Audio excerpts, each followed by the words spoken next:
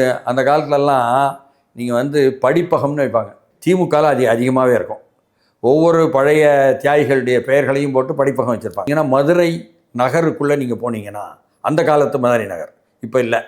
ஒவ்வொரு தெருவிலையும் 4 படிப்பகம் இருக்கும். ஒரு காமராஜ் படிப்பகம் இருக்கும், அல்லது திருப்பூர் குமரன் படிப்பகம்னு வச்சுருப்பாங்க. அதே ஆட்கள் காங்கிரஸ்காரங்க. நெடுமாறன் அவர் ஒரு படிப்பகம் வச்சுருப்பார். அதற்கு பிறகு கம்யூனிஸ்ட் கட்சிக்காரங்க கார்ல் மார்க்ஸ் பேர்லையோ அல்லது இன்னொரு பேர்லையோ லெனின் பேர்லையோ இதோட அவங்க படிப்பகம் வச்சுருப்பாங்க. ஒரு தெருவுக்குள்ளே 3-4 படிப்பகம் இருக்கும்.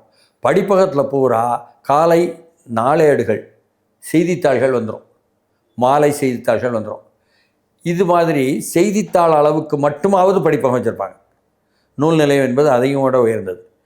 தமிழ்நாட்டில் 2021 ஆட்சிக்கு வந்த பிறகு 2026 தேர்தல் வரை இப்போ 4.25 ஆண்டு ஆகிப்போச்சு. சேப்பாக்கம் திருவல்லிக்கேணி சட்டமன்ற தொகுதின்னு ஒன்று இருக்குது. திமுகவிൻ്റെ இளைஞரணி செயலாளர் உதயநிதி ஸ்டாலின் இவர் அங்கே என்ன பண்ணியிருக்காருன்னா, மொபைல் லைப்ரரி, நடமாடும் படிப்பகம் ஒன்று வச்சுருக்காரு. யாருக்காவது தெரியுமா?